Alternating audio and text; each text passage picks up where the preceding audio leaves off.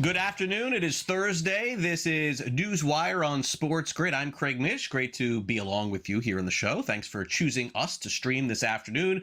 We'll break down the latest in the National Football League. We got a game coming up tonight. It's the first this week, the Jets and Patriots in the NFC East. We'll also get a full preview of everything going on in college football and some picks against the spread with Paul Stone, our weekly Thursday guest, so stay tuned for that as well. Brady Cannon joins us for the latest on some of the contests, including Survivor as it comes down to the wire and we approach the holiday season. Also, Mark Zinna will be on the show as well, and the very latest on the news in sports betting, of course, across the country. That's a good place to begin. Is a big announcement made by arguably one of the two sports betting operators that you may be familiar with, even if you don't bet, FanDuel, DraftKings. Well, FanDuel making the announcement yesterday that they're going to launch their event contracts joint venture with CME in December. So that means prediction markets are coming to the FanDuel app. It will be called FanDuel Predicts, and the intention is that all the markets, legal or not legal with sports betting, will provide sport event contracts where states don't have it legally. So they are now involved, just like all of the other companies like Kalshi and some of the others, Crypto.com, Robinhood, sports betting contracts called predictions and prediction markets, not sports betting. FanDuel's taking advantage. But there's one place that they will not be able to, and that is in Las Vegas, because FanDuel and DraftKings are not allowed to offer sports betting in Nevada anytime soon, as they want to get into the prediction markets. Here's the issue. The Nevada Gaming Control Board said yesterday they accepted the surrender of Flutter's order of registration as well as their licenses and approvals because they're getting into this business. It also granted administrative approval for request for withdrawal of all active and pending applications for FanDuel and DraftKings. So let me break it down for you. FanDuel and DraftKings want to get in the prediction markets, and in order to do that, in the state of Nevada, they can't offer sports betting. And so they're choosing to get out. The one state probably that they don't do as well in, because of course, sports betting has been around in Las Vegas for a really long time. Well, Las Vegas has set the odds tonight, right?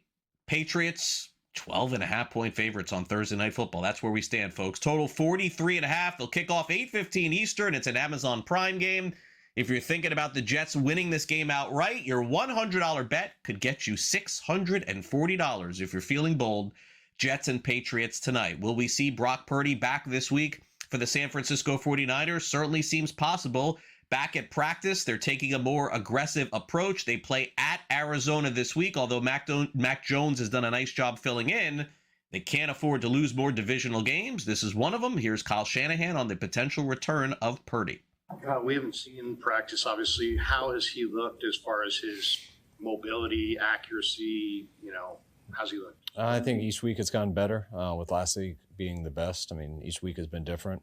So if he takes a big step forward this week, like he did last week, he should have a good chance to play. A hard decision to make given how well Mac Jones been playing recently? No, it's not a hard decision. It's just more about Brock's health. I mean, it's been awesome how Mac's played. He's been great. But we got a lot of confidence in Brock, and we know Brock will play at a high level too as long as he's healthy. Certainly appears as though J.J. McCarthy will start for the Vikings this week, although he's been limited at practice. In case you missed it, last week he bruised his throwing hand in the game against the Ravens. It happened in the third quarter, so naturally reporters are asking him if he's good to go this week. How's the hand feeling? Feels good. Yeah, it feels really good. Getting a lot of treatment in the last few days, and we'll continue to do so, but it's feeling good. Does it change how you throw or the way, anything about how you go about things? I definitely felt it for sure. Ripped one in there pretty good to Jets and hit a helmet. So, you're going to be feeling it the rest of the way, but there's no excuses at all. Got to find ways to, adapt and make sure the ball gets to the receiver. Well, if you get your hand slammed in a car door, it's going to feel different for, everything you do with that hand. So, there's no excuses whatsoever at the end of the day. We're warriors and we got to push through. Green Bay Packers not going to make any changes, at least initially, to their offensive game plan. They've had a hard time scoring, and Matt LaFleur has seen it happen. 7 points against the Eagles, 13 against the Panthers. At his weekly press conference, LaFleur says he'll still call plays for the team. A lot of self-inflicted just mistakes, whether it's false starts. We had a couple of illegal formations. you know, every responsive or every individual's got a responsibility on every play. And if you're not clean if one guy's not clean, it can go to crap. So unfortunately, we haven't been clean enough, I think consistently enough as an offense, because we've done some decent things. I mean, I look at some of our ability to move the chains on third down has been pretty good. Unfortunately, we've put ourselves in some tough situations over the last 2 weeks where, we just haven't been able to score points. A potential preview of the NFC Championship is also on deck this week as the Lions take on the Philadelphia Eagles. Once again, the tush-push part of the conversation going into the game. Head coach of the Lions, Dan Campbell, not having any of it. Not one of those guys that says it should go away. Says Philadelphia has innovated it and deserves to keep it. I don't know. Well, here's why. I'm a purist, man. You take something else out of the game, then we're taking the next thing out of the game. Then you're taking another thing out of the game. Then pretty soon we don't have pads anymore. And then pretty soon you're only playing 30 minutes. And then pretty soon so that's why I don't want to take it out of the game. It's something, a team's got a niche. They found something, they're good at it, and it's for everybody else to stop. And it's unique. And it's physical, and more than anything, I just don't want to take anything else out of the game. I just want to leave the game alone. That's me. Let's get over to the National Basketball Association, where the hottest team in the league continues to be the defending champions. Another easy win for Oklahoma City, defeating the Lakers 121-92. They were up 36 points in this game in the third quarter, as the Thunder are 12-1 on the year. Shai Gilgeous-Alexander, 30 points, 9 assists, said the game plan before the game was executed in the victory. Yeah, we made multiple efforts, and I thought for the most part we really honed in on the game plan, which is obviously try to make it tough on Haluka and Reeves. I think we did a pretty good job tonight controlling those guys, and not only controlling their scoring, but controlling their playmaking in general. They generate a lot of offense, a lot of points, beyond just scoring, like I said. And they were pretty contained all night, so we did a pretty good job there, and then it just trickles down to everything else. Steph Curry had 46 points for the Golden State Warriors last night, double overtime victory, as 125-120 was the final. Actually, regular season victory, not overtime victory. Also, the Magic hand the Knicks their first home loss of the season, 124-107. Desmond Bane with a big shot earlier in the week had 22 points. The Knicks lost Jalen Brunson to injury in this game. No word yet how long he'll be out. We will see. But Mike Brown after the game not happy to see his guys chirping at the refs. But the thing that I was most disappointed in was in the first half, everything that happened on the court, we blame the officials. And that was disappointing to see, because we were the culprits of a lot of stuff that happened out on the floor. 6 of their first 8 points came from the free throw line, and we fouled them. I couldn't even use a challenge because we were fouling. And if one of our keys is to play physical without fouling, but the first 6 points or first 3 or 4 possessions that they have start at the free throw line, then we're not giving ourselves a chance, and we're letting them feel comfortable with the way that they play. No Donovan Mitchell for the Cavs. They beat the Heat 130-116. The final there. We'll give you some baseball news and information coming up. But first, let's do NBA with Carlin Gay right after the break.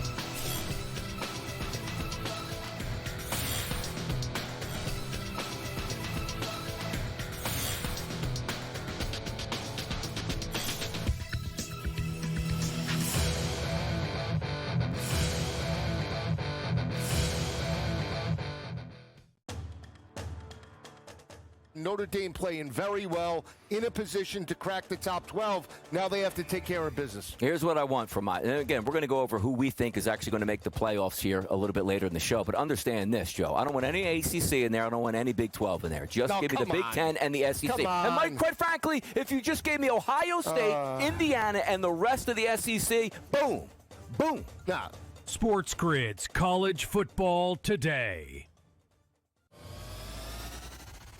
It is a sickness in this league. They stink, and they should stink next year. That's it. But the expectation is to be a 9-8 football team. So let's shake it. Why is that the expectation? They're garbage. And traded away two of the few good guys they have. But they're going to get how many draft picks in the first round? 3 next year? Two.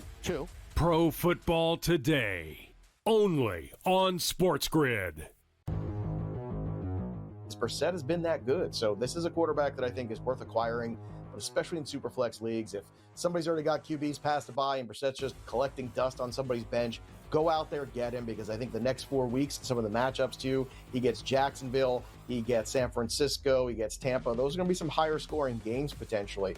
Good news for fantasy managers who are trying to get Jacoby Brissett. Fantasy Sports Today, only on SportsGrid. Today's prop was 15, right? And he's at 44. If you altered him to 20 or 25 plus, those are some big numbers. Like 15 and a half, like Jack Besh this morning was 11 and a half, and his number got bet up to 15 and a half. Tyler Lockett was 16 and a half and bet down to 15 and a half. If you just took a shot, like 15 to 25 is nothing. And next week, his number's not going to be 15. In-game live, only on SportsGrid.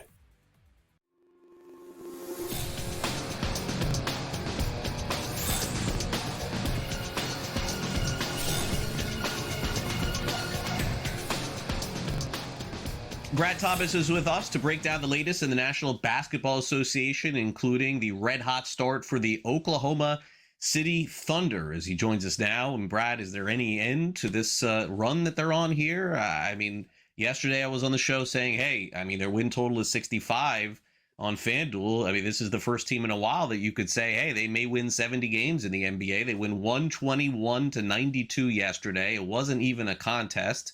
They did a great job against the Lakers stars, and Shai Gilgeous-Alexander does exactly what he does every game, which is almost 30 points, almost 10 assists, almost 5-6 rebounds.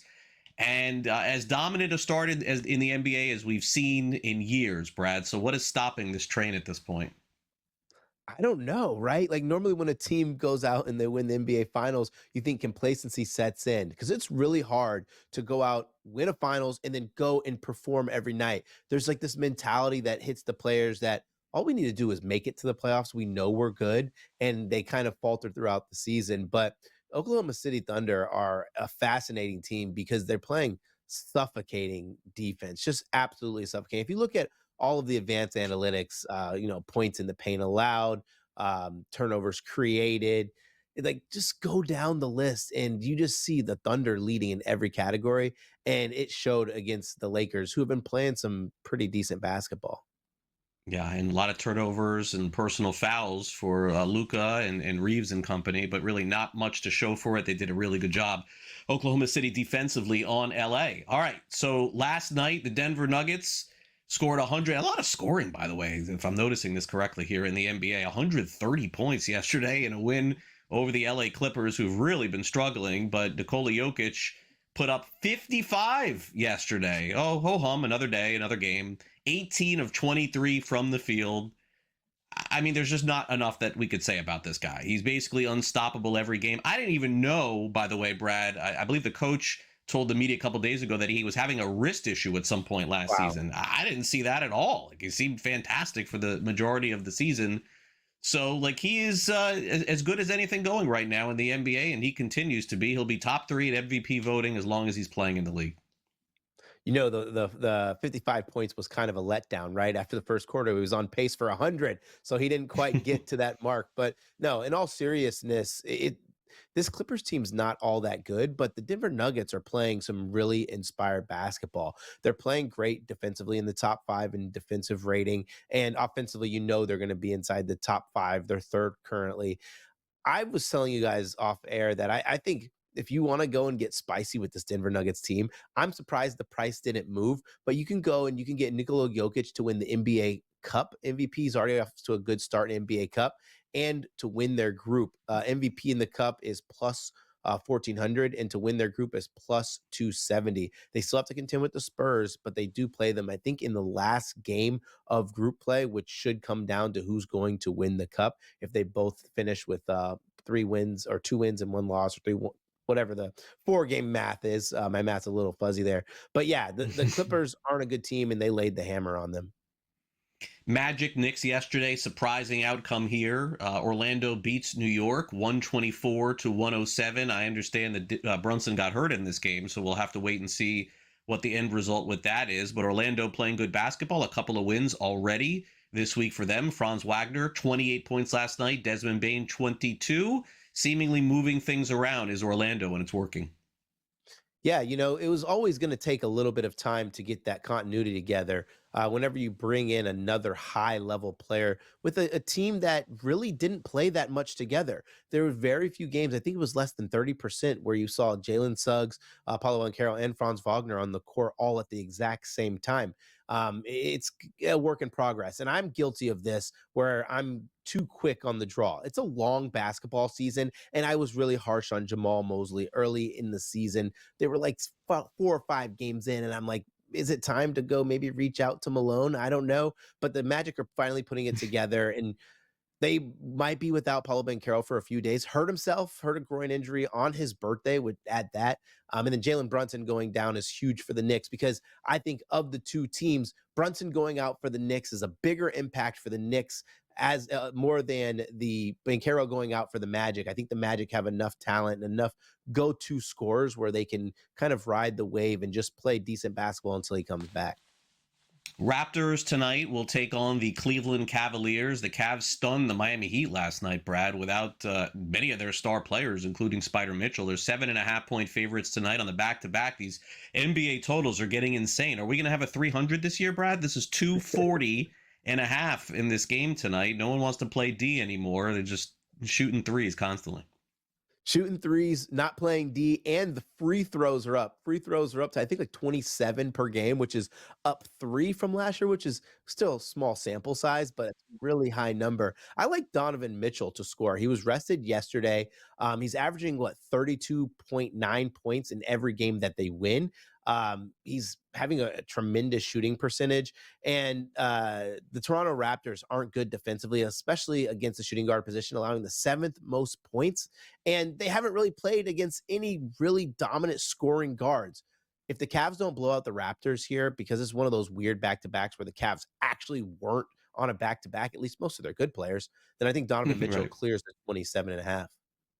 All right, so no Trae Young for Atlanta, and Jalen Johnson has really stepped up for them. They've won 3 games in a row. They're 2-point favorites tonight on the road at a struggling Utah team, total of 233.5. There was very few players that, when they're out, you can't see a team winning, but Atlanta is really on a nice run here.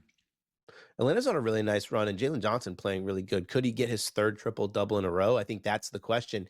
This is a weird game because Atlanta's on a back-to-back. They're playing on the West Coast, and the Utah Jazz are dominant against the spread at home. They're 5-0 against the spread at home so far this season, and the line's going the opposite way. It was Jazz minus 1.5. Now it's all the way up to 2.5. I think the problem with the Jazz, they don't play really good defense, and they turn the ball over a ton.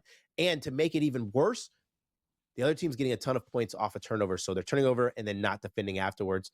The Hawks are live, but I just can't go with the team on a back-to-back without their star player away from home. So I think I would have to take the Jazz or just pass. 20 seconds left. The Pacers are, out of the box, struggling like they haven't struggled before at Phoenix, -5 tonight. Any thoughts? I would just take Phoenix team total under. Pacers can't defend, and they're even worse away from home. Thanks, Brad. Have a great week. Thanks again for coming on. Take care. We'll be right back.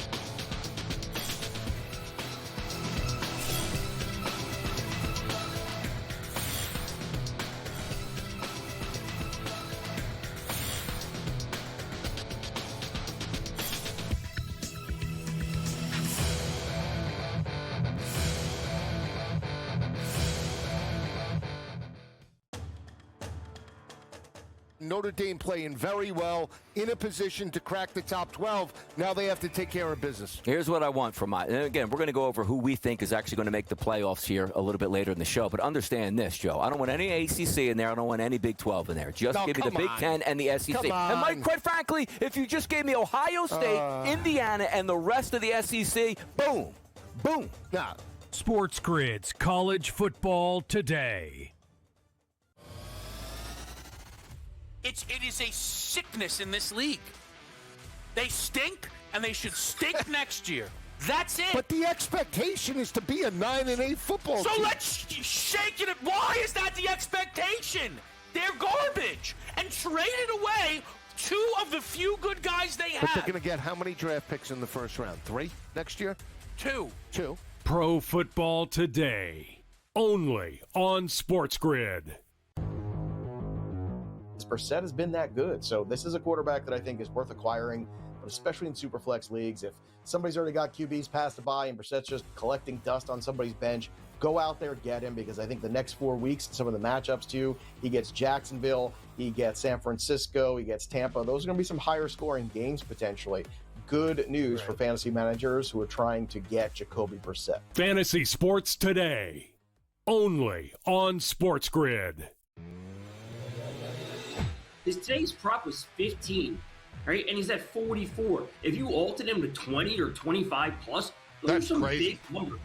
Like 15 and a half. Like Jack Besh this morning was 11 and a half, and his number got bet up to 15 and a half. Tyler Lockett was 16 and a half and bet down to 15 and a half. If you just took a shot, like 15 to 25 is nothing. And next week, his number's not going to be 15. In-game live, only on SportsGrid.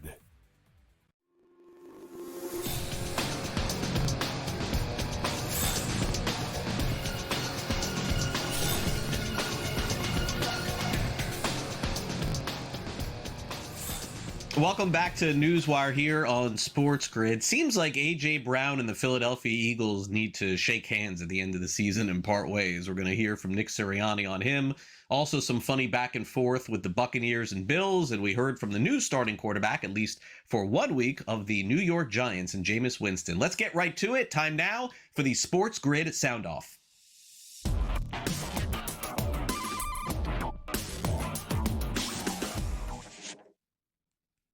This made its way to a lot of social media channels in the last couple of days.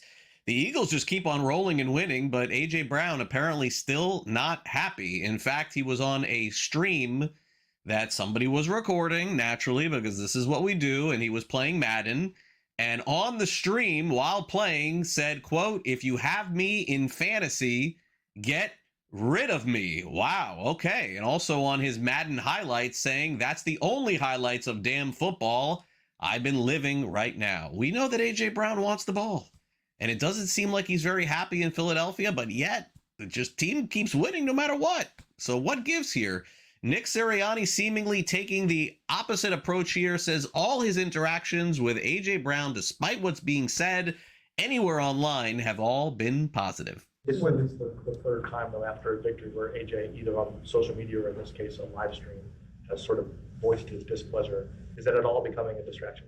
No, I don't think so. Again, you can only go from your interactions with everybody and the way they go about their work on a daily basis that you guys aren't able to see. But no, it's business as usual. You made it seem like it's not business as usual.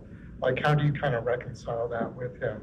Yeah, guys, I'm close to being done answering these questions with this. Like, he's working hard, and he is a big part of this game plan, and it'll be a big part of the game plan going forward.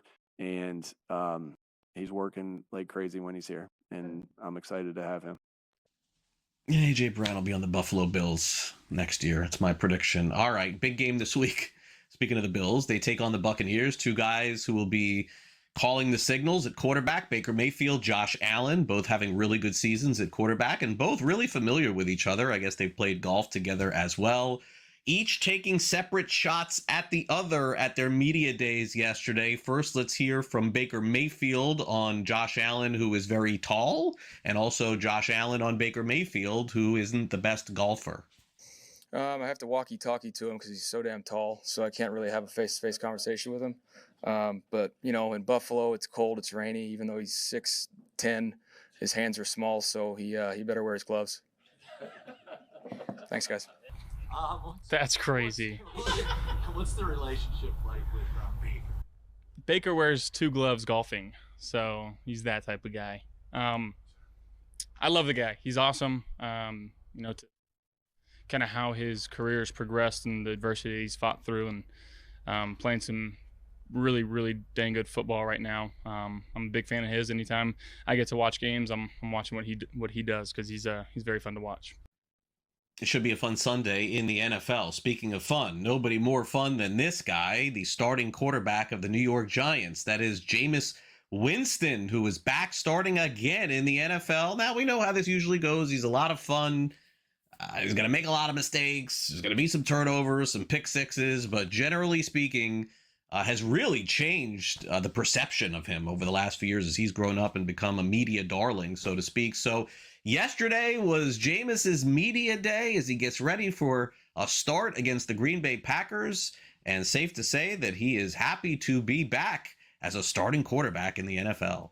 We finally made it, huh? We finally made it. What was your reaction when you got the news? I was just grateful. I was grateful that I had this amazing opportunity. I'm so happy and grateful that I get to be the starting quarterback for the New York Giants for this week.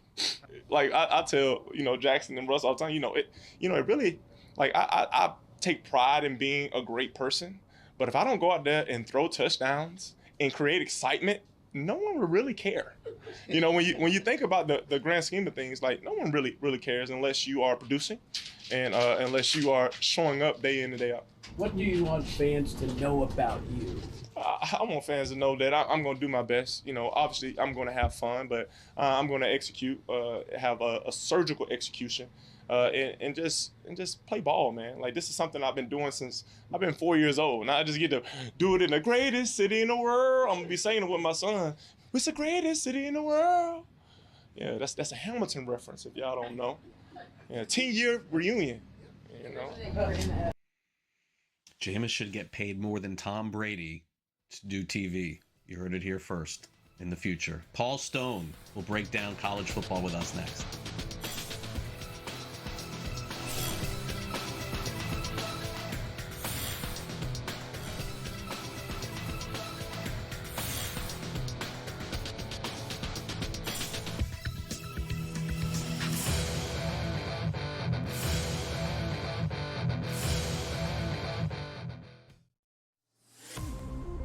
Detroit's going to be a top 6 team in the East.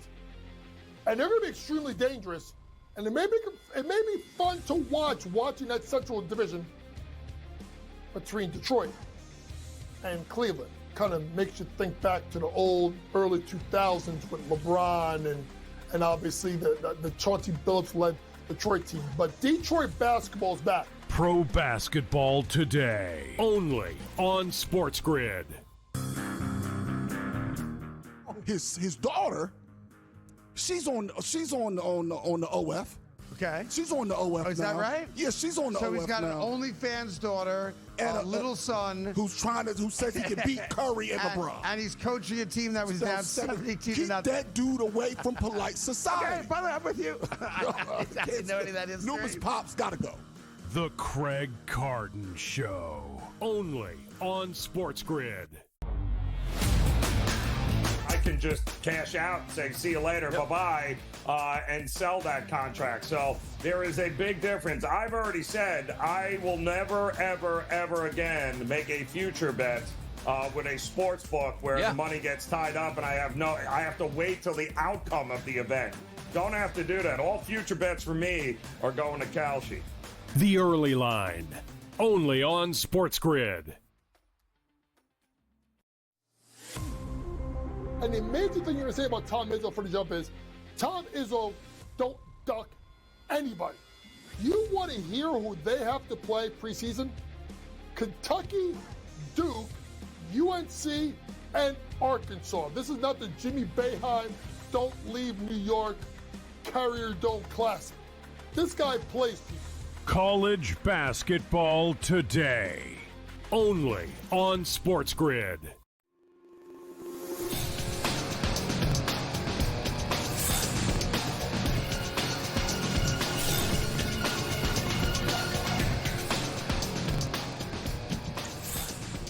Welcome back to NewsWire here on SportsGrid. The great Paul Stone with us to break down some college football, as he'll be in person at the first game we're going to break down here. So I'm very curious to see how this game goes. And Paul, thanks again for coming on the show weekly, as you've done all season long, as we get closer to some of the mega games coming up in college football. And I can't believe we're closing in on Thanksgiving and the end of the college football regular season, but here we are. So Saturday night in Athens, that's where Paul will be, as the Georgia Bulldogs take on the Texas Longhorns, with Georgia being 5.5-point favorites, total 48.5. I mean, I honestly, Paul, didn't think Texas had a shot if we're going back a month and a half ago after watching them play, but they really have done a good job staying in this thing. Their quarterback has obviously played much better. Their coaching seems to be getting a little bit more on point to put him in better situations too. But we know how good Georgia is at home, almost impossible to beat.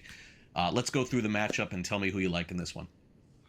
I'll tell you, I think Georgia now 51-2 straight up at Sanford Stadium, their last 53 home games. And that includes a home defeat to Alabama this year, I believe. So they're pretty good between the hedges.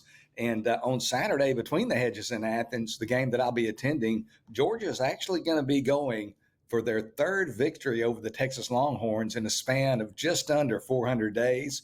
You'll remember last year they won the regular season battle there in Austin 30-15, then later defeated the Longhorns 22-19 for the SEC championship there in Atlanta. They were a 5-point underdog in Austin. They were a 3-point underdog there in Atlanta. So they're going to be going for the trifecta Saturday night in Athens. They're going to be wearing the favorites tag this time around. However, Georgia currently a consensus 6-point favorite.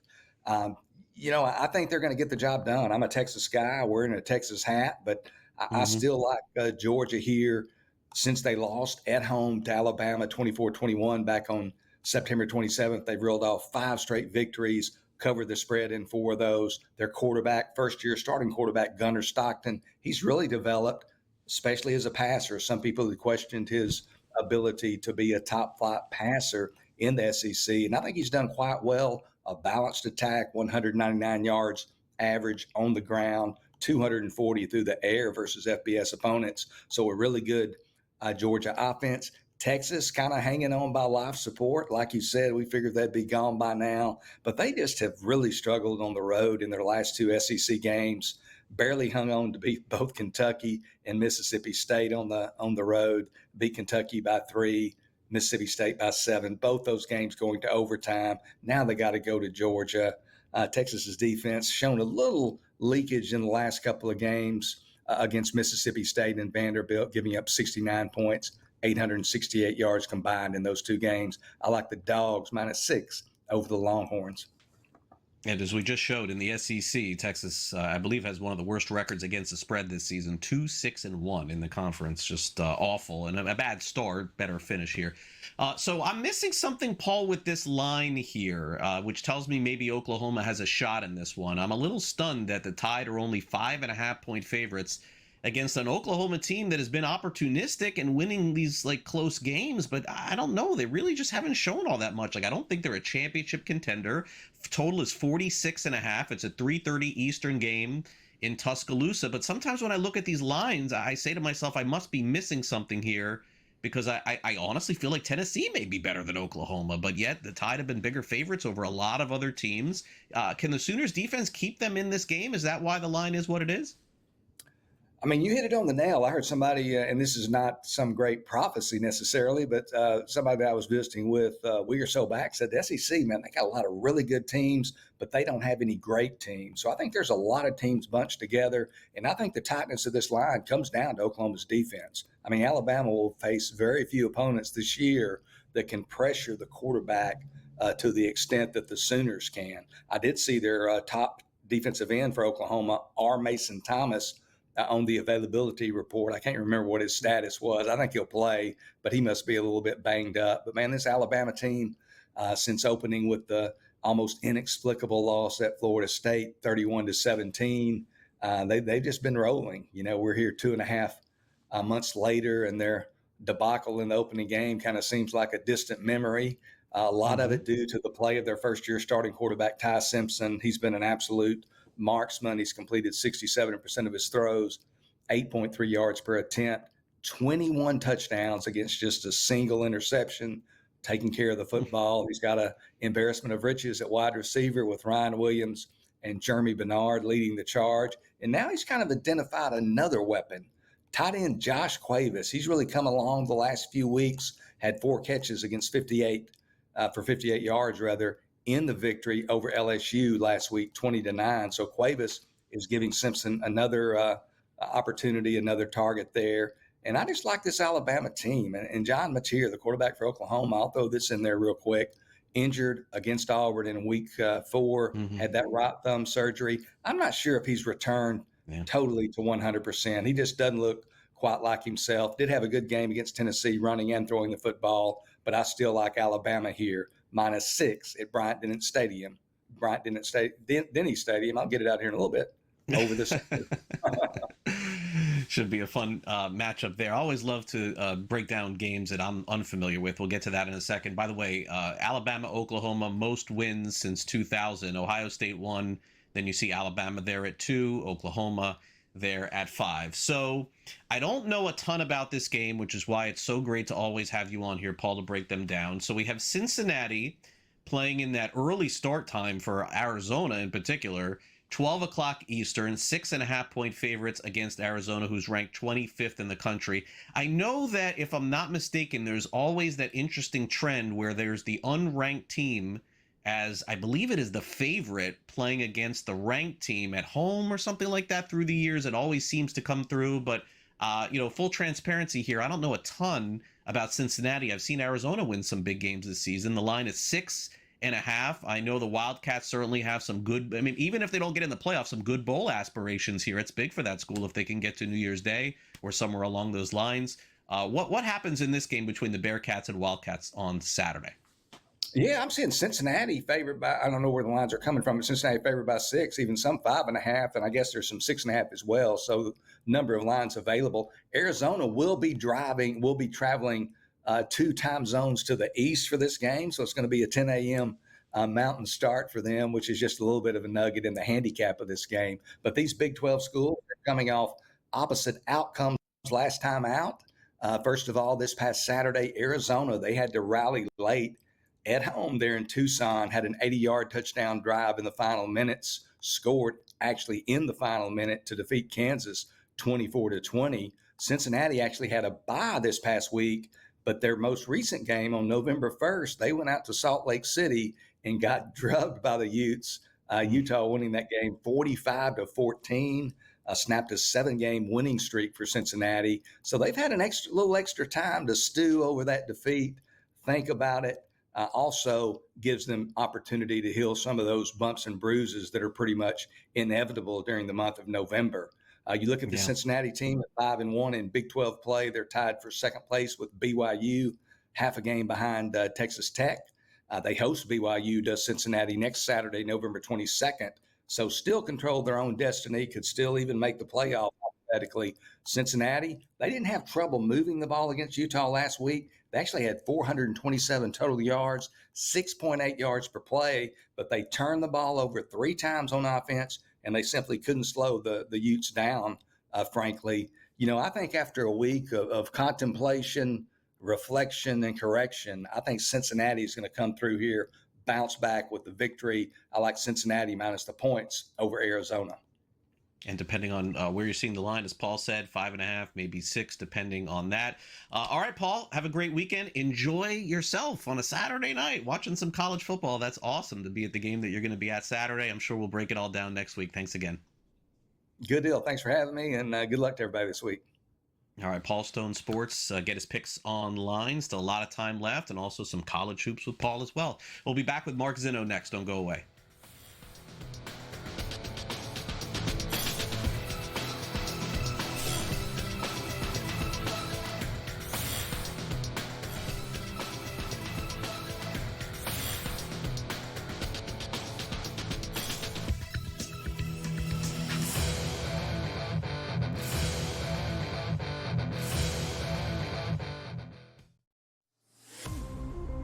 Detroit's going to be a top 6 team in the East. And they're going to be extremely dangerous.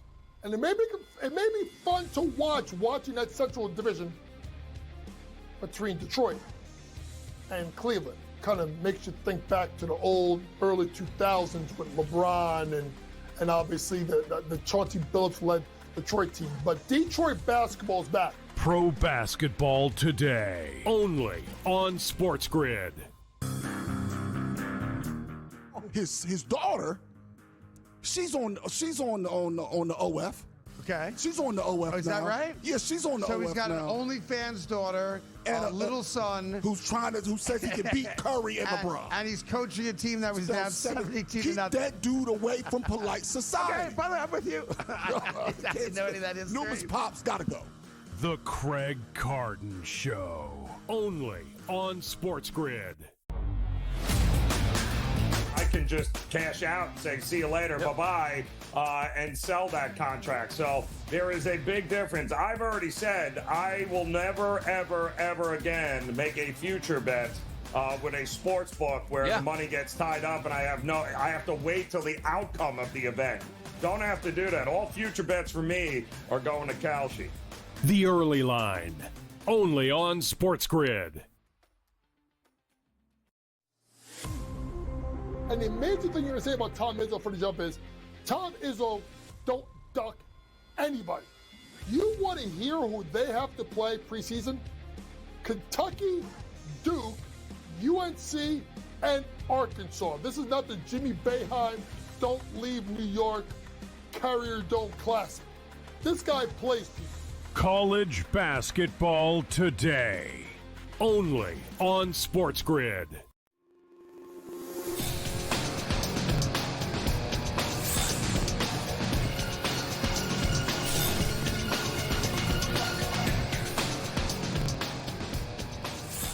Welcome back to NewsWire here on SportsGrid. A bit of breaking news from Major League Baseball and the FBI, by the way. ESPN reports that Emmanuel Clase is arrived back in the United States at JFK Airport. He was in the Dominican Republic, and he has now been arrested by FBI agents and will be arraigned at 2 p.m. over this betting scandal that allegedly involved him and another player on the Cleveland Guardians betting on their own props, or at least betting on each other's props, on individual micro betting pitches in Major League Baseball, a story that I'm sure everybody's familiar with if you've watched this show or any other show over the last few weeks. Okay, now let's get to some National Football League action. We got Mark Zinno in the house to break down a few games in the NFL, starting with tonight. A few people have asked me about this game tonight, and my answer on this one, Mark, is you don't have to bet every game on the schedule. The Patriots minus 12.5, total of 43.5. We need some prime time juice here, Mark. I mean, Sunday night and Monday night and Thursday nights have been duds lately. I guess we're just at that point in the season. Jets coming off a game, they scored 2 special teams touchdowns to beat the Browns. Is this a trap spot maybe for the Patriots in a divisional game? I don't know. Total 12.5. Any position for you tonight? Well, just a reminder, it was a couple of weeks ago, we saw a very banged up 49ers team that looked like they had no shot to win a game against the Rams, and the number ballooned up about 4 or 5 points by the time the injury report came out Thursday morning. And the Niners came out and won that game outright. Now, I'm not suggesting the Jets can do that here. What I am saying here is my play is the Jets plus 7.5 in the first half. The Patriots have only led by more than 7 exactly once at halftime this year in all 9 games. So that ought to tell you where they are. They're a much better second half team. They're only giving up 8 points in the second half all season long per second half, and that's where they excel. If the Jets have any hope of staying in this game or winning this game, they've got to be in it for the first 30 minutes, and that's probably the best 30 minutes you're going to get out of this Jets defense. And while I don't think the Jets' chances of winning the game are pretty good, but it wouldn't shock me to see this be low scoring. I mean, just go back to a Browns game a couple of weeks ago where it was a 9-7 game at half against New England. Like, they had hung around in that game, and they end up losing it, 32-13, but the Patriots kicked 3 field goals in the first half, and that was it. Right. So it's not like the Jets can't keep this thing close early. Travion Henderson's got to be a focal point. Man, he looks good for the New York Jets, at least lately. Patriots, as we've talked about here on the show, highest win total on the board in the National Football League, 12.5 going into Thanksgiving. Yeah. My gosh, they're playing some really, really good football. And Drake May, if he wants to win the MVP, by the way, they got to win this game tonight. He's 3-1 to win the MVP. This can't be a close game for that. They can still win a lot of games, but very close with Matthew Stafford is playing good football too. Okay, Mark, now the Buffalo Bills played their worst game in, I don't know, you tell me how long, a year, 2 years in Miami? Very strange outcome there. We've seen them play bad defense, but never like that on offense. They're predicting a bounce back. The odds makers are telling us Bills win on Sunday, 5.5-point favorites, total of 47.5. Tampa Bay really hasn't been an underdog of this kind all season. They've played some really good football, but since the bye, they didn't look good, obviously, this past week. Can the Bucs keep it close or maybe pull off a win on the road in Buffalo? Well, the number tells you to take the Bucs. It's a dead number, right? You're asking the Bills to win by a touchdown here in this game. I don't know that they will. I will say this much about Buffalo. I went back and did some research, and each of the last 4 years, or 5 years rather, since dating back to 2021, they have had a 2-game losing streak. They've never lost 2 games in a row twice or had a 3-game losing streak. My point in saying all this is that they've already had a 2-game losing streak this year, and they're very good coming off losses. So, I would wait on this game, and it's not traditional, but if I got a 6, I would tease the Bills down to a pick 'em. I don't care about clearing the 2 key numbers. I don't think the Bills are losing this game at home. I'm confident enough that they're going to be able to win it because, again, I think that they are very good off of a loss, and they will get refocused offensively and be a lot better. And it's a banged-up Buccaneers team. They have questions on the offensive line. Villa Veda is questionable. Bucky Irvin, Chris Godwin still doubtful for this game. I mean, that's still not the healthiest version of the Buccaneers that we've seen. The healthiest version of the Buccaneers that we've seen is very good, but I don't know if it's good enough to walk into Buffalo and win a game here. Yeah, Evans, Godwin, Irving, it's been the MASH unit on offense for them. They've pieced it together, and Baker Mayfield's done a really good job. By the way, to be the number 1 seed in the AFC East at this point in the season, no minus money. This is wide open. New England plus 210, Indy plus 250, Denver 5-1, Buffalo 5-1, Kansas City a little bit tougher because of the start to the season they've had, but you legit have 4 teams here that could be the number 1 seed depending on how things go. All right, Mark has been covering these Atlanta Falcons all season. I mean, this is the toughest team for me to figure out on the board all season long. Usually the Raiders are always that team for me because they always win 2 or 3 games you don't expect. The Falcons, to me, are the new Raiders. 3.5 points favored this week. I mean, they're just a better team than the Panthers, but they lost already to them. Total 41.5. I mean, Mark, I feel like you should have a better beat on Atlanta than anybody else, but I don't know that anybody in the country does. They're just very unpredictable. I thought they were going to win this past week. Yeah, so did I. Dubious distinction to call any team the new Raiders, so I'm not sure Falcons fans watching and listening may be happy to hear that. But I lean Falcons here. They're a very enigmatic team to figure out. In reality, they should have beat the Patriots. They should have beat the Colts. They just don't finish games, nor do they finish them well. And, of course, odds makers are going to hang at 3.5 right here. Why? Because the Falcons can likely win this game by a field goal, and that's it. The Panthers have been a thorn in the Falcons' side. They always play them tough. Earlier this year, they beat them 30-0. Michael Penix was awful in that game. They got outcoached, outclassed, and outplayed for 60 straight minutes against the Panthers team. There's a lot of heat on this coaching staff coming into this game. And, look, I've said last week was a must-win. Like, they have to stop the bleeding here. They've lost 4 in a row. I will say there is precedent. It has been noted that the Panthers' loss is what typically sets the owner into fire mode. He fired Mike Smith after a Panthers loss. He fired Dan Quinn after a Panthers loss. We found out he waited till the end of the year, but it was the loss in week, I think it was 16 against the Panthers last year or a couple of years ago that got Arthur Smith fired. So if the Falcons lose this one, they could end up making some serious changes here. I don't think they lose it. I'll stay away from the game. Probably win it by a field goal. All right, real quick, let's do Sunday night. I came on the show last week and said Philadelphia Green Bay was the game of the week. It was the worst game I've watched in a long time. Eagles minus 2.5 Sunday night. I don't know which way to go here. Will Philly score some points? Very concerned about Jared Goff's home road splits outdoors in the cold. Yeah. That scares me, but I would tease the Lions to 8.5 if you find a partner. There you go. Mark, have a great week. Thanks again. Thank you.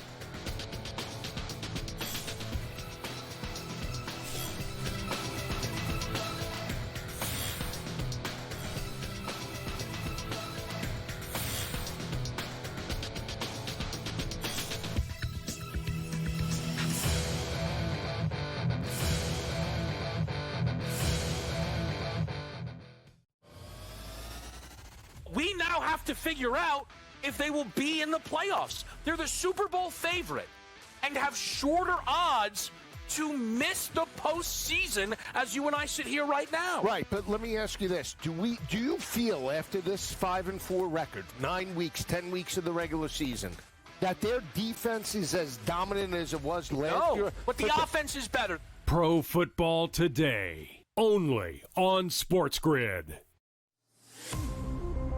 Fly Pelican, more like grounded Pelican. The Pelicans are 0-6 to start the season. Their main guys aren't their main guys.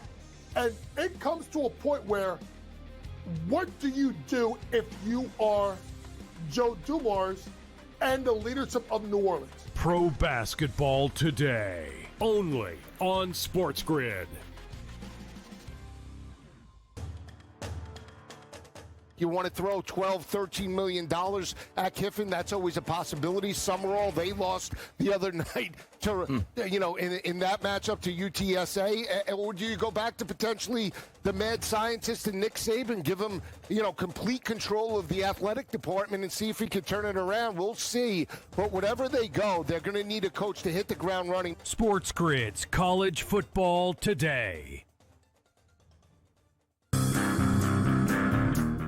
His daughter, she's on the OF. Okay. She's on the OF is now. that right? Yeah, she's on the OF now. So he's got an OnlyFans daughter and a little son who says he can beat Curry and LeBron. And he's coaching a team that was down 72 to nothing. Keep that dude away from polite society. Okay, by the way, I'm with you. I didn't know any of that is. Numerous Pops gotta go. The Craig Carton Show, only on SportsGrid.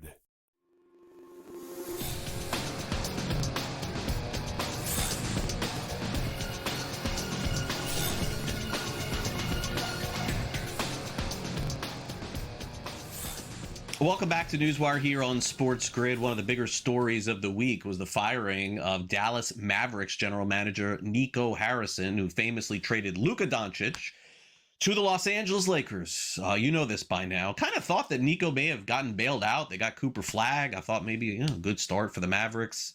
Puts them in a good position, but the ownership just decided enough is enough, and they decided to make the change. So certainly there's a lot to unpack here, especially with their head coach Jason Kidd, what to do with Anthony Davis. There are reports that Davis may return to the court, but they want to check his health to be sure.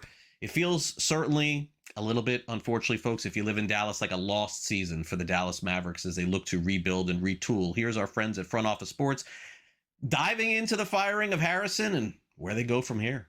But I think that their slow start, both Anthony Davis and Kyrie Irving being hurt, and the fire Nico chance becoming a constant theme for the arena basically made it just too much to overcome, and he was just the scab that had to finally heal one way or the other. Now, the owner of the Mavericks, Patrick Dumont, who's also the chairman of the organization, has sort of been a little bit on an apology tour with fans to sort of bring them back into the fold. There's this infamous photo that was going viral on social media of him sitting next to a Mavericks fan in a Luka Lakers jersey. And that fan did an interview with The Athletic, and he said, Patrick said he feels horrible for the trade and wants to make it up to us. So how do you sort of see Patrick Dumont try to winning back fans here? And is he really to blame for all of this? Yeah, so quick shout out for that Athletic story. That was my college editor, Christian Clark, who found that kid. Oh, wow. Shout out, Christian. Wow.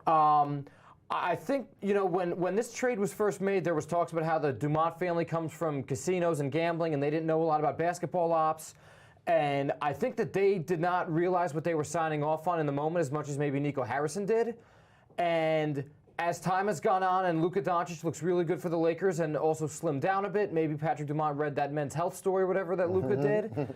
And I think that it's been a twofold thing of the Mavericks can't get healthy, and this is a limited runway, and I think that the backlash and the realization has kind of hit Patrick Dumont over time, but he still signed off on this, and he's ultimately going to be the co-signer to this, whether he likes it or not. I'm glad you bring that up because, trading a star player for your franchise, you would have to get owner's approval here. So in many ways, a lot of people think Nico Harrison is taking the fall for Patrick Dumont, but does that get to what you just said earlier? Did Dumont, not having a basketball background, did he maybe overestimate how bad that this trade would look for fans? Yes, I absolutely think that. And, you see the season ticket cancellations that followed and the public backlash. I think and the sellout records, they had a long-running streak going for the Mavericks fans also. Yes, I think that this has been very sobering for Patrick Dumont of what sports ownership looks like and what happens when, people think of the Celtics and the Knicks and the Lakers with the NBA, but the Mavericks low-key have a big fan base. And I think people forget that sometimes because partially they share a city and zip code with the Cowboys. But I think that these past 9 months have made Patrick Dumont realize the gravity of what he's taken over as the new owner, and that he doesn't get a do-over with this. And I think that's why he's trying to he started saving face left and right as best way he can. And we'll see if it's too little too late for some of the fans. Now, former majority owner Mark Cuban, who's now a minority owner in the franchise, had been critical of the Luka trade, but it seems like reportedly he might be back in the fold in terms of advising the Dumonts on what to do next with the general manager moves.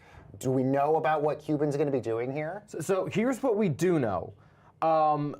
Nico Harrison's final game as GM was in a loss to the Bucks on Monday. Patrick Dumont and Mark Cuban were seen walking off the court together talking, which was not always the case, to your point, since February. And it's been reported by ESPN's Tim McMahon, who's the Mavs guy, that Mark Cuban is floating behind the scenes Dennis Lindsey, who's an incredible executive. He's with the Pistons now, but helped build those Donovan Mitchell, Rudy Gobert Jazz teams. And also is a Texas native. Family is still in Dallas, reportedly. And also helped construct the roster when they went to the Western Conference Finals. Yes, was an advisor for Nico. Mark Cuban is reportedly pushing Dennis Lindsey around right now as a name to be considered to replace Nico Harrison. I think that this is kind of a test to see how much juice Mark Cuban has. It's like the Wolf of Wall Street gif of I'm back. We're about to see if he's back in the fold with this. Does Dennis Lindsey become the next GM, President of Basketball Operations, whatever the title you want, for the Mavericks, and Mark Cuban gets his way, and then maybe he's back in the fold and running basketball ops as he wanted to when the team was sold? Or does Patrick Dumont go a different direction? I think people forget, again, how competitive the Mavs consistently were with Mark Cuban as owner, and I think that his voice should carry more weight than it did before in light of all that's happened. But we'll see, right? I mean, no one expected Luka to get traded in the first place, and Mark Cuban didn't see it coming either. So I think that Mark Cuban has a better relationship with Patrick Dumont than he did a few months ago, and that I feel comfortable saying. Is he back fully running the show or has more of a voice or influence than he did before? I think we're about to find out.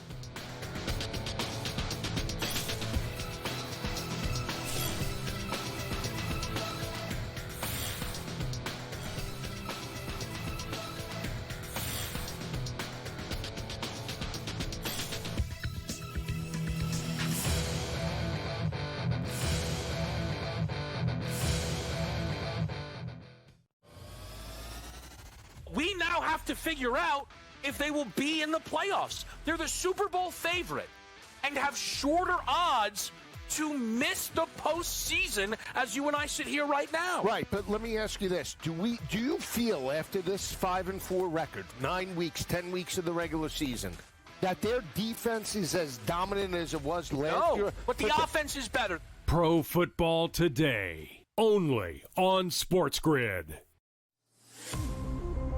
Fly Pelican, more like grounded Pelican. The Pelicans are 0-6 to start the season. Their main guys aren't their main guys. And it comes to a point where, what do you do if you are Joe Dumars and the leadership of New Orleans? Pro Basketball Today, only on SportsGrid. You want to throw $12, $13 million at Kiffin? That's always a possibility. Summerall, they lost the other night to, in that matchup to UTSA. Or do you go back to potentially the mad scientist and Nick Saban, give him, complete control of the athletic department and see if he can turn it around? We'll see. But whatever they go, they're going to need a coach to hit the ground running. SportsGrid's College Football Today. His daughter, she's on the OF. Okay. She's on the OF now. Is that right? Yeah, she's on the OF now. So he's got an OnlyFans daughter and a little son who says he can beat Curry and LeBron. And he's coaching a team that was down 72 to Keep nothing. that dude away from polite society. Okay, by the way, I'm with you. I didn't know any of that is Newman's Pops gotta go. The Craig Carton Show. Only on SportsGrid.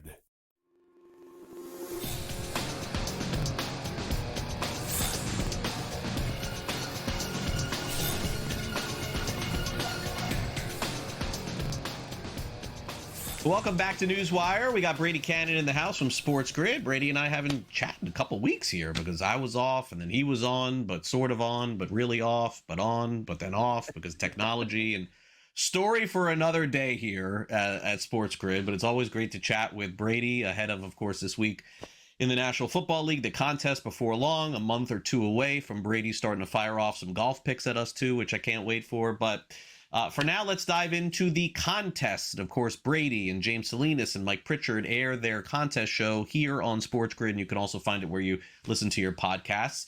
Let's go through Week 10 in the Super Contest. We'll start, Brady, with the consensus with had another losing week. 2-3 in the consensus with some very lopsided results. We'll get to that in Survivor as well. The big surprise for me in particular were the Lions in that game. Did not expect that outcome, but certainly I think that when you look forward to the rest of the season, I think there's no question that the fading the contest has been the way to go this year.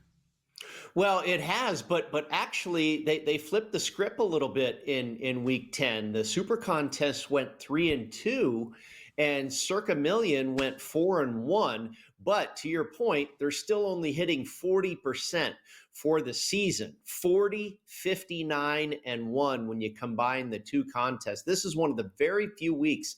It seems like only the second week of the entire season where both contests have been in the positive as far as the consensus picks. And last week was exactly the halfway point of these contests. They're 18 weeks long. So we were finished with 9 weeks. We had 9 weeks left to go, and we were kind of assessing where we were. We were ahead of the majority because the consensus has been doing so poorly. Even though we were right around 500, we were still ahead of the majority, but we said, you know what, it's time to try and make a move here. And in the Circa Sports Million, it was also the beginning of a new quarterly window for another, $300,000 worth of prize money there. So we said, this might be a good time to roll the dice a little bit. And we did so, and knock on wood, we were very successful. We took some ugly dogs last week, like the Jets, the Saints, the Texans, and they all came through. We went 4-1 in the Circa Sports Million. And the one other real contrarian play that we took but did not work out was the Packers. The Eagles were one of the most popular picks, right, and that, of course, cashed. But again, we were trying to zig when everybody was zagging, and it worked, again, to the tune of 4-1. So that's a good start for the quarterly. We're now a couple of games above 500. And, hopefully just continue with this push here in the second half of the season and see if we can find our way into some cash. Yeah, definitely so. And, again, every week is different in the NFL, and certainly taking some of those dogs can come through for you. And I mean, no one is going to be dancing around saying we made a great pick with Houston. That was a lucky win at the end of that game. Oh, yeah. For sure. Very lucky. But hey, look, a win is a win in these contests. You're going to get unlucky in others. Okay, so week 11 in the NFL, we have one of those magic games again that didn't come through for us the first time, which is that when the Titans coach got fired, we were just all over Tennessee. And it was like the worst pick of the year. Like, oh my gosh, New England just crushed them. So, I'm going to go back to the well again with the Giants this week. Look, Kafka, by the way, Brady, maybe unlike who took over for Tennessee. I don't even remember, for Brian Callahan. Who is the coach these days in Tennessee? I got no clue. Mike McCoy. Former Mike. Oh, that's right. Mike McCoy, former Chargers head coach. All right. So Kafka comes in though, and he's like, all right, Winston at quarterback, tight ends coach is going to be the OC. So that's going to be on my card again. We can't have an 0-2 season where the coach gets fired midway and the team doesn't show up. So I'll go down with the ship and the Giants again this week. Yeah, I don't disagree with you. You know, figuring that Jackson Dart was going to play, I made the number 4.5. And now we know he's not going to go, and it will be Winston. So, is that a 2.5 or 3 point adjustment? Yeah, I would say that's about right. But you're right. I mean, is that going to continue where we don't get that interim coach bump? You wouldn't think so. You have to figure it's at least 50-50 at worst. And so that would put us, on the Giants this week. The Packers obviously were not impressive on Monday night. The offense, I think their offense was almost worse than the Philadelphia defense was good. I'm not sure if that was true for the other side. I think the Packers defense was pretty good. But their offense, and then, I mean, my goodness, the coaching at the end of that game, that was just a really weird game. It was kind of cool to watch the defenses really hold court there for the first half or so, and then it kind of got weird and ugly. But yeah, the Packers, I really think, this Tucker Kraft injury at tight end has really kind of upset things there. And now you've got Romeo Doubs possibly not in this game on Sunday either. So I'd be with you. Hey, even without the coach bump, it's a home dog catching 7 points. And that's kind of where you start right there. That's been a, go-to spot in the NFL for decades. Yeah, it has. And look, the Kraft, I think, is a really great point by you because, LaFleur and that organization, by the way, may get it turned around and I picked them to win the Super Bowl. I'm going to be wrong. But if you think about it, with the Favre era and the Rodgers, they've always had really elite wide receivers, Freeman and Brooks and Devontae Adams and these. I mean, they got to stop feeling like they're smarter than everybody else and get themselves a big wide receiver, because if somebody like Kraft goes down, now you're down to Musgrave and nothing else. And not that Dobbs has had a bad year. He's actually stepped up for them, but I think Love just doesn't have that weapon to throw to. Jacobs, by the way, has been fine for them. They're running the ball fine. Anyway. Oh, yeah. Okay. I love Josh Jacobs. And when they do draft those wide receivers, they can't stay healthy. Christian Watson, I mean, how many games has he played in his career? So you're right, though. And Aaron Rodgers was clamoring for that for years, right? I mean, when was the last time they drafted a wide receiver other than Watson and Dobbs? So anyway, and they neither definitely were great. need some improvement there. All right, 769 people eliminated from Circa Survivor. 765 had Buffalo. That's my guess. Last week against Miami. It had to be, right? Buffalo and the Panthers. Can you believe, Craig, the Panthers were the number one most popular pick, a road favorite in the Carolina Panthers. Actually, I think they were a home favorite. I take that back. But yeah, and of course, we went and took the Saints plus the points. That worked out great. But how'd you like to have $18.7 million on the line and put your faith in the Carolina Panthers? Woo. First time they were a favorite in how long? So that didn't work out. That took over 40% of the entries in all the Survivor contests out here in Las Vegas out. You've got 8 entries left in the $5,000 Super Survivor over at the Westgate. Only 6 entries left in the Circa Grand DC mode. 6 entries with 6.9 million on the line there. So, I mean, that season's almost over. Will they even make it to Thanksgiving? And then exactly 1,000 entries left in Circa Survivor. Last week was really interesting because you had to have teams go towards the Panthers and the Bears and take some of these unpopular favorites because all of the bigger favorites had been used already. Now, this week, I think the Patriots are going to be extremely popular tonight. Oh, yeah. You've got over 50% of the entries still have the Patriots available.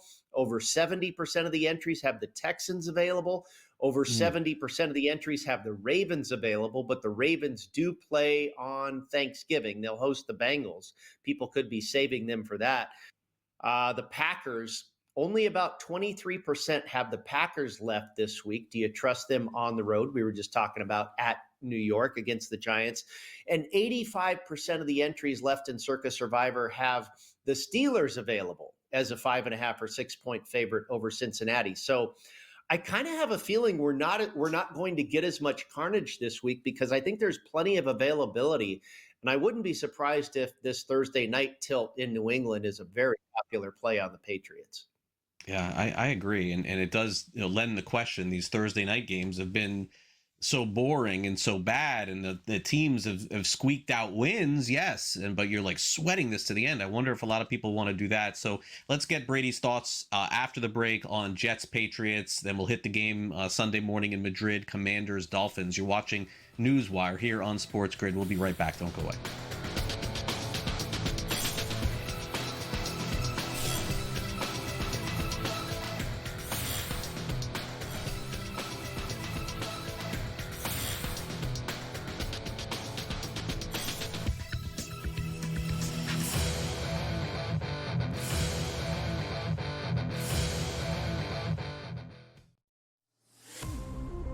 Detroit's going to be a top 6 team in the East. And they're going to be extremely dangerous. And it may be fun to watching that Central Division between Detroit and Cleveland. Kind of makes you think back to the old early 2000s with LeBron and obviously the Chauncey Billups-led Detroit team. But Detroit basketball's back. Pro basketball today, only on SportsGrid. His daughter, she's on the OF. Okay. She's on the OF. Oh, is that right? Yeah, she's on the OF. So he's got now. an OnlyFans daughter and a little son who says he can beat Curry and LeBron. And he's coaching a team that was down 17 to Keep nothing. that dude away from polite society. Okay, by the way, I'm with you. I didn't know any of that is. Numerous pops gotta go. The Craig Carton Show, only on SportsGrid. I can just cash out and say, see you later, bye-bye, and sell that contract. So there is a big difference. I've already said I will never, ever, ever again make a future bet with a sports book where the money gets tied up and I have to wait till the outcome of the event. Don't have to do that. All future bets for me are going to Kalshi. The Early Line, only on SportsGrid. And the major thing you're going to say about Tom Izzo for the jump is, Tom Izzo don't duck anybody. You want to hear who they have to play preseason?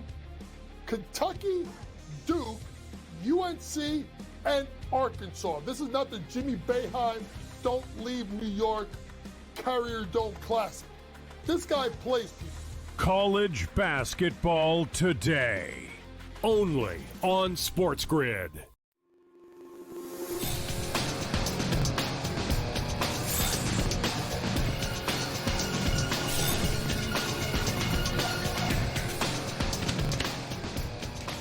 Brady Cannon continues with us here on NewsWire. Thursday Night Football is here. Patriots are 12.5-point favorites over the New York Jets. As Brady mentioned, this is going to be a popular pick in the Survivor contest. But as Brady and I also have discussed, these Thursday night games, you could be down to the fourth quarter with New England being up 13-6 or something like that, and the Jets have the ball at the end of the game. You know, Brady, it's a tough sweat to start off the week like this.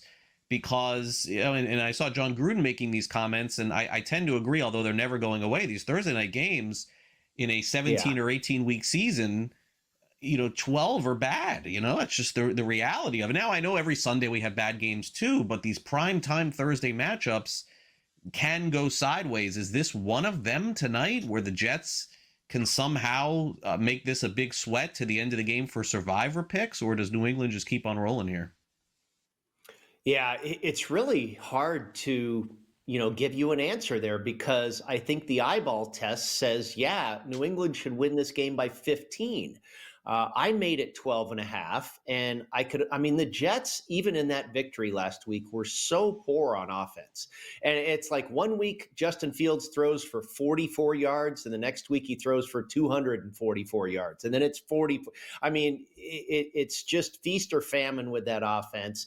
Can he do it with his legs? New England does have some weaknesses, but the Jets really, you would believe, have far more. We know that New England has owned the Jets in years past, and it feels like a free square to just take the Patriots. I think there's also temptation, Craig, at least for me, in these Circus Survivor and any Survivor contest, to take this Thursday game and just go camping for the weekend. Get through Thursday, and I don't have to stress the rest of the stuff. But when I crunch all my numbers, I come to the Patriots by 8.5, but I'm not going to run to the window. I even with getting 13 with the Jets, but like you kind of allude to here with these Thursday night games, and like Gruden talks about, it really is ridiculous. Player safety is really a concern, right? And we're making these guys play, on 2 days rest and stuff, yada, yada, whatever. That's a whole nother topic. But yeah, I mean, I think because of that situation, it lends itself to these games playing closer to the vest. And yeah, maybe the Jets do stay inside the number. But if I was in Survivor, I'd be looking long and hard at the Patriots for sure. Yeah. I think in the past, it was real and I think legitimate that the National Football League and even to a degree college football didn't want to overshadow high school football on Friday nights.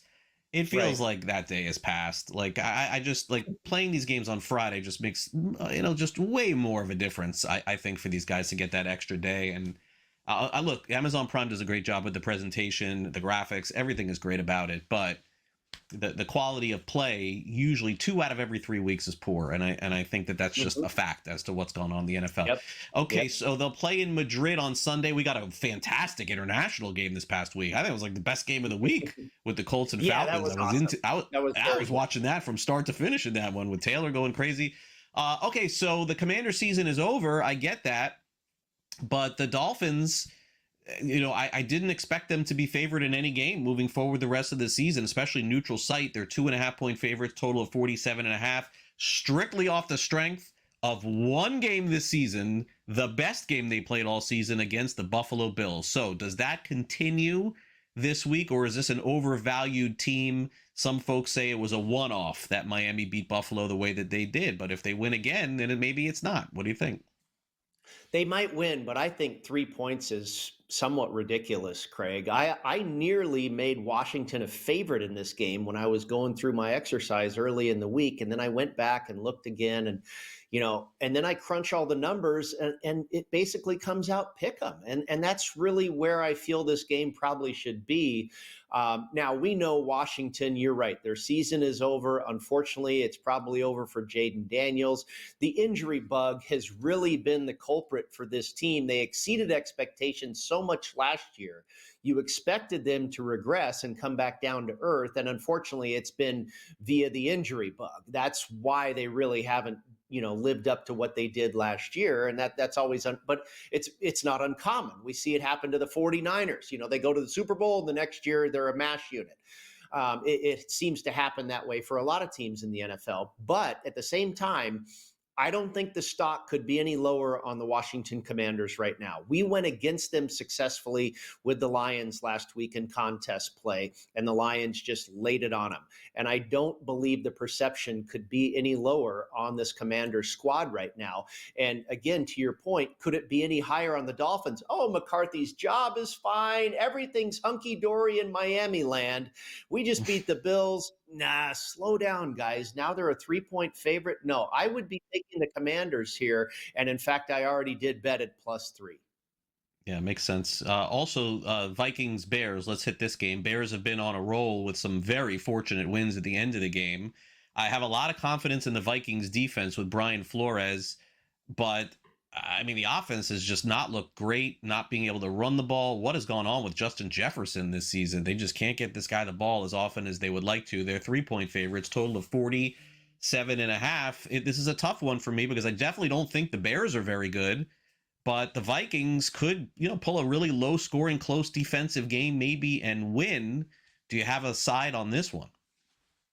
I think this one is interesting because, again, the perception here is that the Bears are the better team. And when I crunch all the numbers, that's what it's telling me, that this game should basically be pick 'em. I was a little shocked by the Vikings being a 3-point favorite, but I think this could be a spot for them to get right here. If anybody can make an anemic offense look healthy, it's the Bears defense. They're not good against the run. They're not good against the pass. They've been a beneficiary of turnovers to a great degree this season. You figure that's going to come back down to earth at some point. They're not going to benefit. They're not going to have that turnover luck continue. So I believe the Vikings could be the right side here. Now, I'm not running to the window to lay it just yet, but I think that offense is on track. I love the coaching for this squad. This is going to be a very interesting game, and I think the Vikings could be the right side. I haven't done anything with it yet, Craig, because it doesn't quite, fit the eye test, but something smells fishy here. Got it. All right, Brady. Great stuff as always. Have a great rest of your week. We'll see you next week here on NewsWire. You got it. Thank you. And make sure you watch the contest show exclusively here on SportsGrid with Brady, James Salinas, and Mike Pritchard. We'll wrap up the show next. Don't go away.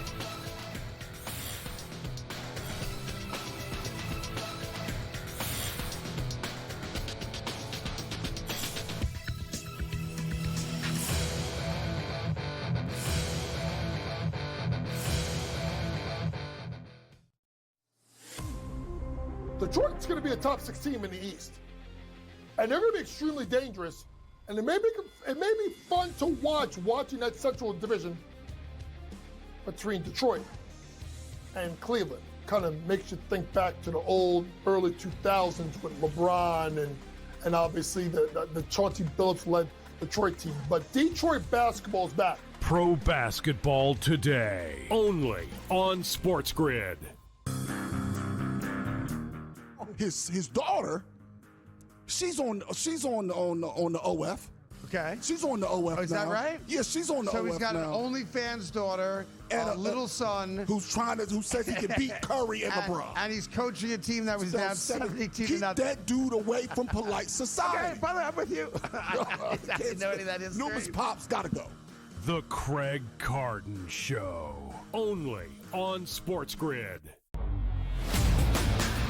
I can just cash out and say, see you later, bye-bye, and sell that contract. So there is a big difference. I've already said I will never, ever, ever again make a future bet with a sports book where the money gets tied up and I have to wait till the outcome of the event. Don't have to do that. All future bets for me are going to Kalshi. The Early Line, only on SportsGrid.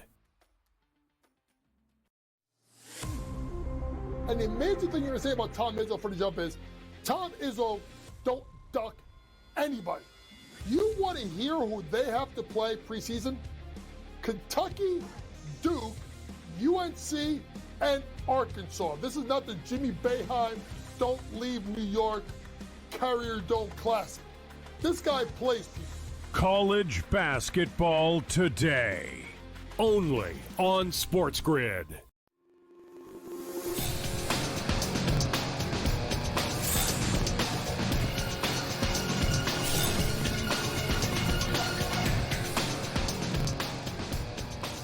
Welcome back to NewsWire. There are reports out of Las Vegas this morning. Major League Baseball, of course, having the general manager meetings this week. It's not the winter meetings. That's next month. It's general manager meetings. That the San Diego Padres could potentially be up for sale. You may remember the owner of the Padres, Peter Seidler, passed away several years ago. His family now has controlling interest. It looks like they're looking for a potential sale partner, which would give the Padres to somebody else's hands. We'll see if that ends up happening as another Major League Baseball team potentially up for sale. Okay, as we wrap up the show today, USA Network is going to look a lot different to you than it has in the past 40 years. Also, someone breaks the all-time NCAA women's basketball record for steals in a game. And could Rob Gronkowski be back in a Patriots uniform this week? Is that possible? Time now for some last licks.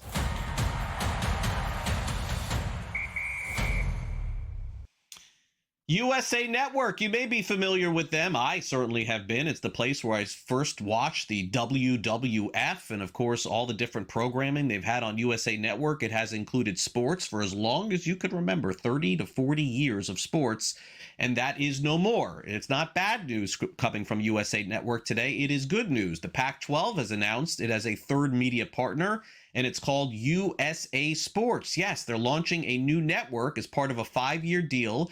USA Network will air 22 football games from the Pac-12, 50 men's basketball games, and 5 to 10 women's basketball games as well.